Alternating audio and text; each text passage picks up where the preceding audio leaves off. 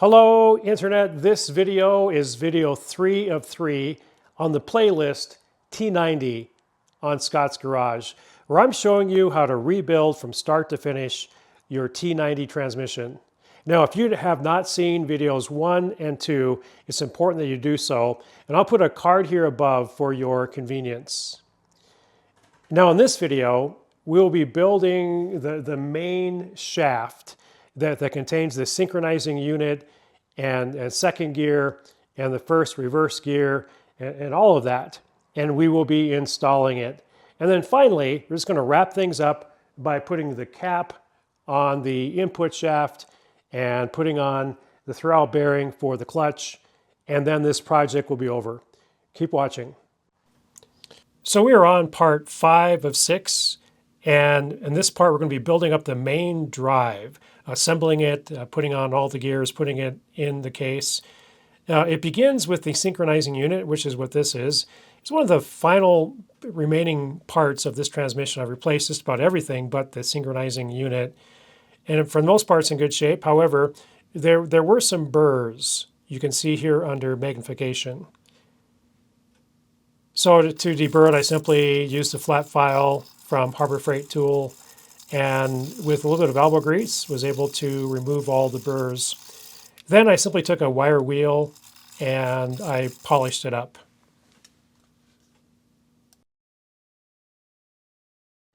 So it's all prepped, it's ready to go, no more burrs on here. It's in really good shape, and it's like one of the only pieces of the original transmission that was in good shape. But I'm confident it will work well. And I want to explain a few things here. First of all, the inner gear, for lack of a better term, it can go in this way or this way. I mean, it'll physically slide in, but that doesn't mean it's correct. So the correct way is this. So again, this is the front of the transmission that fits into the bell housing and the clutch. And this outer ring, there's a cone on it. It's tapered down. And likewise, with the inner one, there's one side that has an inner cone. So you want to go cone to cone. So it goes just like that. So cone to cone, and this is flush all the way across the inner and the outer. And that's the correct orientation. Also on this inner gear, the back part of it has a groove that's all the way around. And the back side is not flush. It goes in a ways. And this is where the second gear basically fits. Now we're going to build this up. And as I do so here, I want to talk about what are called synchronizer keys or dogs, or sometimes called plates. So these are the originals, and they are worn. And you can tell they're worn because basically, if I take this inner one out, you can easily drop them in there. They're very loose. And the metal eventually wears, especially on the outside here and where the blocking unit spins around on. Now, the kit that I originally ordered from Kaiser Willys, these were the synchronizing keys or plates that came with it, or the dogs, and these are not correct. They're way too big. You cannot get them in there, and that's not right. And I called Kaiser Willys, and they were really good about it, very quick about it.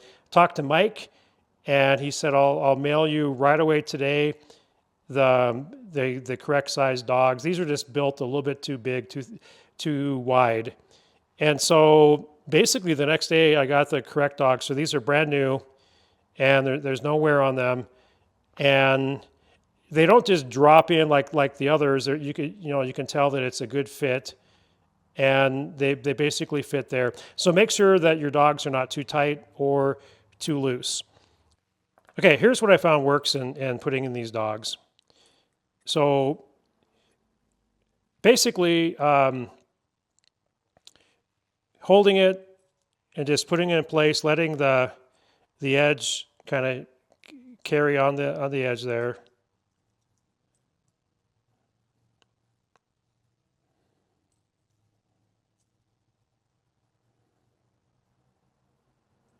Like so. Now this is upside down, so it goes this way. This is the correct orientation. and just drop it in place.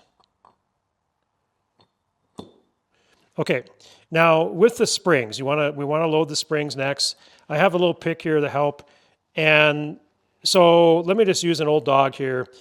So there's a groove on the inside, and what you want to do is put this in that groove to begin with, and then we're going to weave it around, and it's going to it only goes in one of the dogs in the groove. So stick it in, and then the others you have to just kind of manipulate around just like that. So that's beautiful. And you can see here that the spring is in place. And the outer part here, it simply goes like that. It pushes against the outside. It does not go into the dog. It goes exactly like that. Now, you just flip it over, directly over like this, and you use the same dog, and you put it in the exact same way.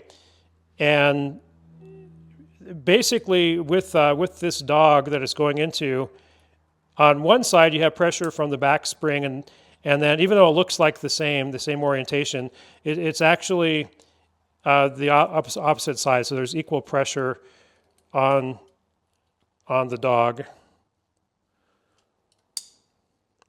Okay, that's not quite right.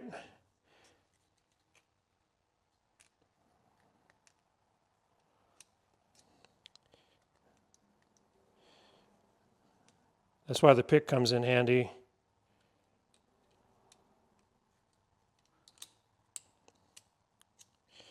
You got to kind of push it up on the bottom.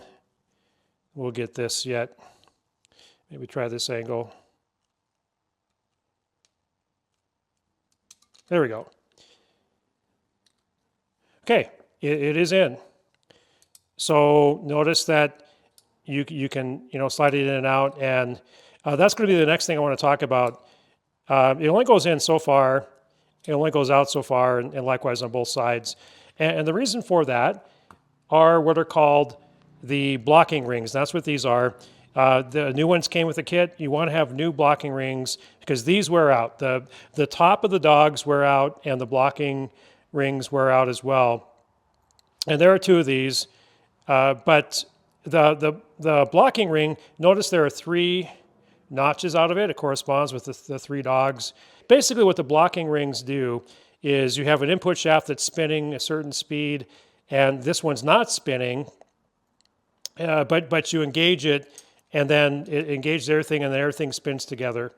And so that really is how it works. Okay, the next thing we're going to do is we're going to add second gear to the shaft. Again, I'm using the assembly goo and just putting it a thin coat on that brass part. And this basically fits right there. Now the next thing we're putting on is the blocking ring. And I've already put lube on here, but I'm going to put more lube on it. And in fact, I'm going to do more than that. I'm going to use the actual gear oil that I'll be using in this. And this comes from Kaiser Willys, and this is made for the older style transmissions.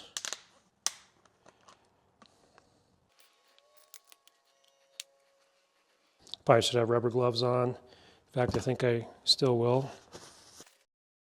It's really important that you lube these up, and I've done some dry runs here, and they've locked up on me. So again, just really important.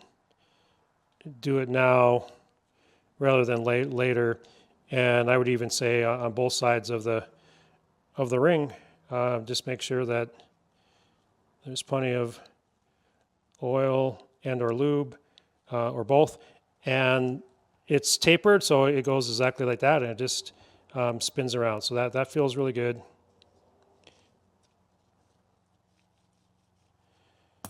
Okay, the next thing is put on the synchronizing unit.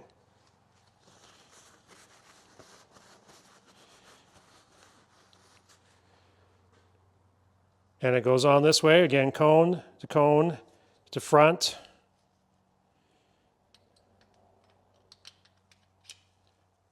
And you can even turn it so that it lines up with the locking ring.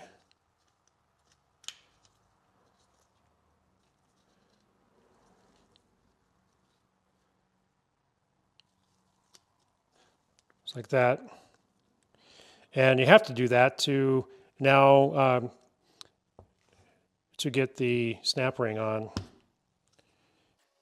So that's the next thing, the snap ring. And I purchased a new pair of snap ring pliers. Well worth it. I wish I would have purchased these a long time ago. Hopefully it'll go right on.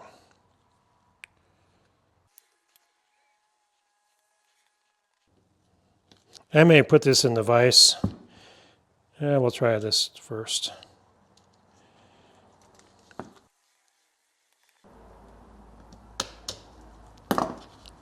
Okay, it's mostly there. Let's get a screwdriver and push that down. Perfect. It is now snapped in place. Okay, we're going to insert it just like this. I will add the first reverse gear after I put this in, and that'll be followed by the spacer, and then this plate thing, and then the last bearing. And the secret to getting this in is that you have to slide the synchronizer forward without pulling on the springs out. So just like that. So it's all the way forward. And I have it arranged so that I see a synchronizer, I see a key right there, and we're just going to go straight in, and you have to go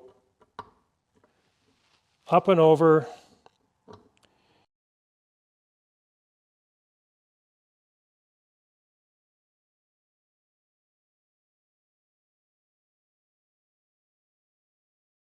Okay, what I'm going to do is just carefully, very carefully tap this and see if I can just get it a little bit further down without.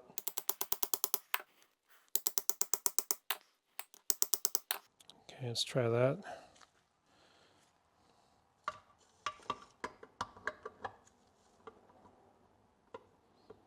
Nope, not quite yet.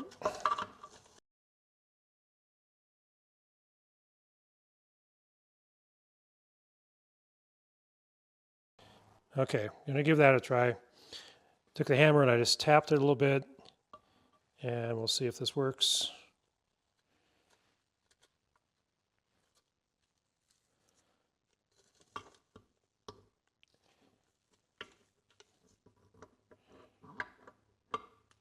There it is. All right, there it is. So it's a really tight fit, but it is possible.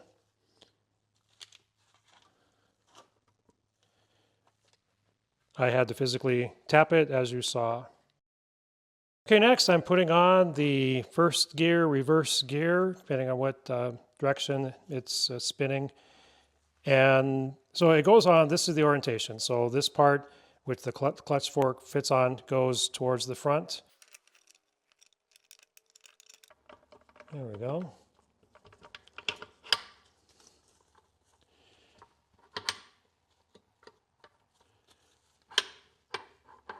Beautiful. Now the next thing, and I'm going to kind of straighten this out a little bit. The next thing is this, that I want to put the spacer on. So this is a spacer for the final bearing. And then this goes on, and it goes on just like this, and you tap it into place. But I want to talk about the last bearing. So this one does not come with a snap ring from Kaiser Willys. It does have a snap ring groove, however. And if you look at it, it looks pretty much the same. However, there is a slight difference. I called Kaiser Willys, and they said it doesn't matter. It can go this way or it can go this way. It simply doesn't matter. However, it fits into here. And if you put it this way, where it's more rounded, there's a little bit of slop there. Not a whole lot, but a little bit.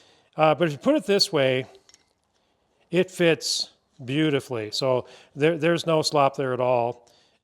And also, there's a little more of a roundedness here, a chamfer. I always mispronounce that, but I think it's called chamfer. And for the transfer case, I think this will allow it to attach a little more easily, having that more rounded edge there. So this is how I'm going to attach it. So I have to pop that off for now because you have to tap it in. Well, actually, I could tap it just like that. Okay, so this is how I'm doing it. This is the old first reverse gear, and it fits nicely either direction. You can go like that or like that. And I'm simply going to hold it and tap that bearing in place.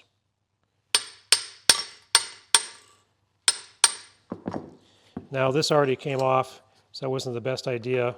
So I'm going to tap that in place, and with that, you have to lift it up over the locking plate right here, if you can see that.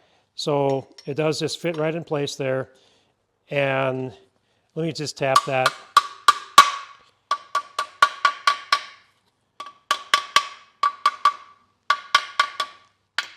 There it is. Now I'll tap the bearing in place.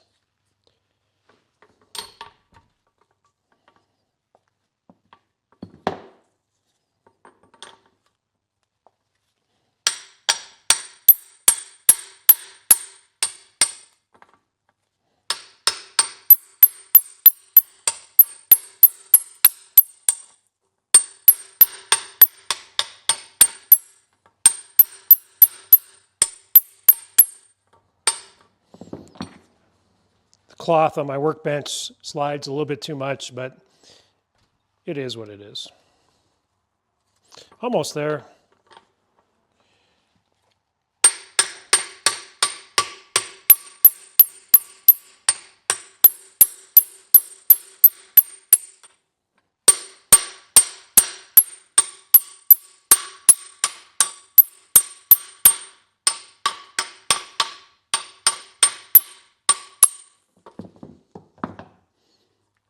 Okay, there it is. So part 5 is finished and everything spins beautifully. And I'm really excited about this. And part 6 will simply be putting the cap on. And I'm going old school here, so this is not a sealed bearing. And this is the original cap. So I'll be using the felt and everything else.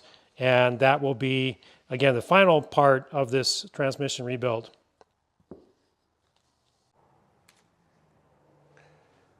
Okay, we're almost there. This is the final step, step 6.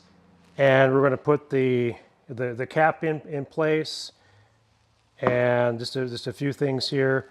So again, I'm going old school. I might regret this, but this is an open bearing, and it's designed so that oil will come through. There's an oil port here, and it will basically oil will come out, and then it will return to the case, and it goes right down here. It fits like that. So there's an oil port there, and the gasket can only go on one way, just like that. And so I am going to use the anaerobic gasket maker, and I'm going to use it on both sides this time.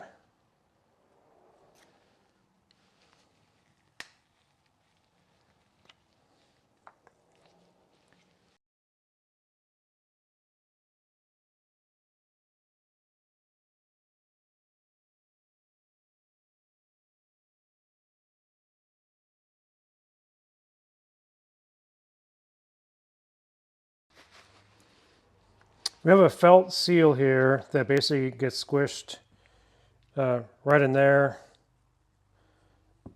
And I'm going to load it up with some of the grease here.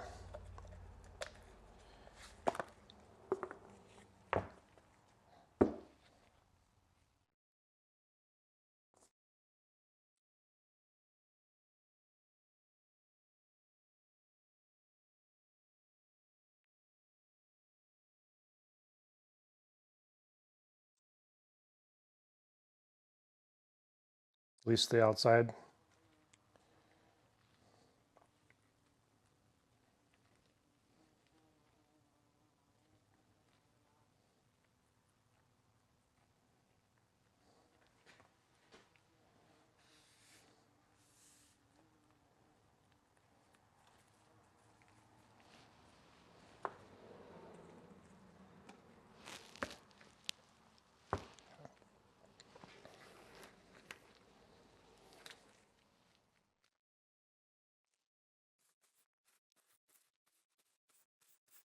I don't like the feel of grease even with rubber gloves on. Okay, so I'm going to also put some of this Permatex anaerobic gasket maker on the threads here for these bolts.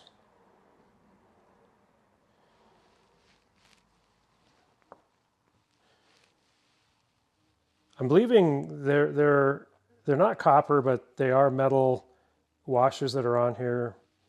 I think they're crush washers. I'm going to leave those on there. There are also some that came with the kit that I'll add to it. And I think they are, I don't think they're metal. They feel like they're, I don't know, vinyl or something.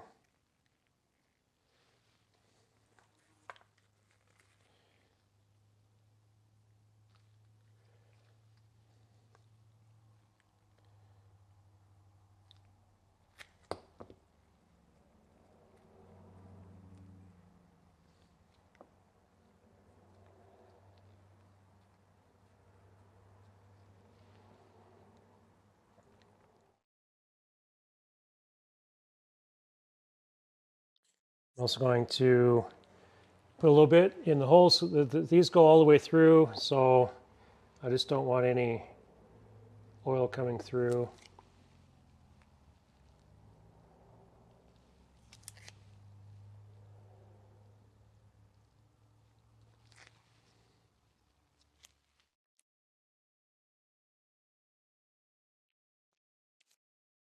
Okay, put it in place.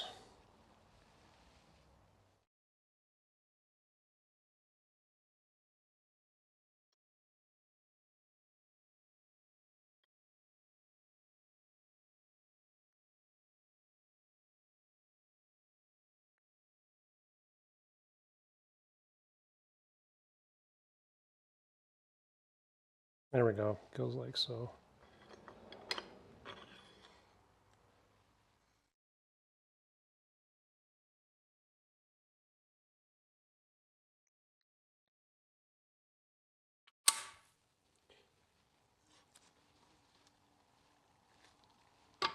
There we go.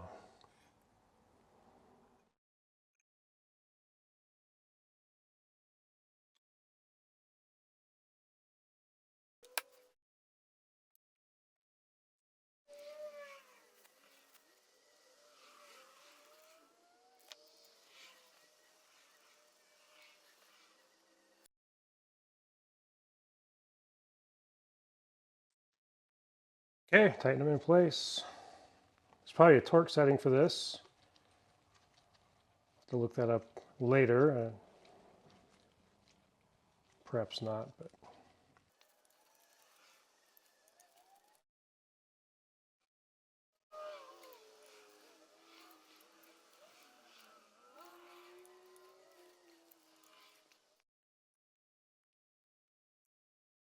It's tight.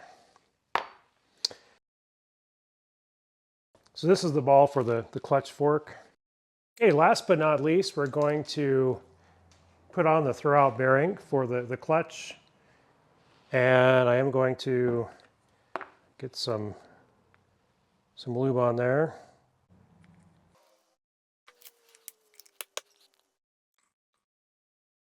It goes on just like that.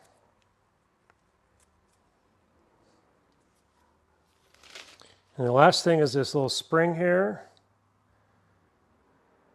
And there is a hole in the side here. I think it goes just like that.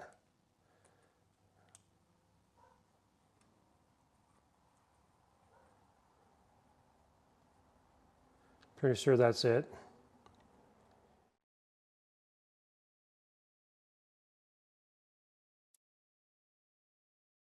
Yeah, and the clutch fork goes here.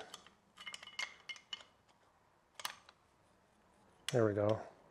All right, that's it for my rebuild of the T90. I'll do a separate video on the shift tower and that, but quite a difference between the before and the after. Hope you enjoyed the video. I want to thank Kaiser Willys for sponsoring the Jeep project on Scott's Garage. If you go to their website, please use SGarage upon checkout for 10% off your order. Hey, if you got any value at all from this video, please give me a like. It costs you nothing, but it's a great value to me. And as always, have a great day.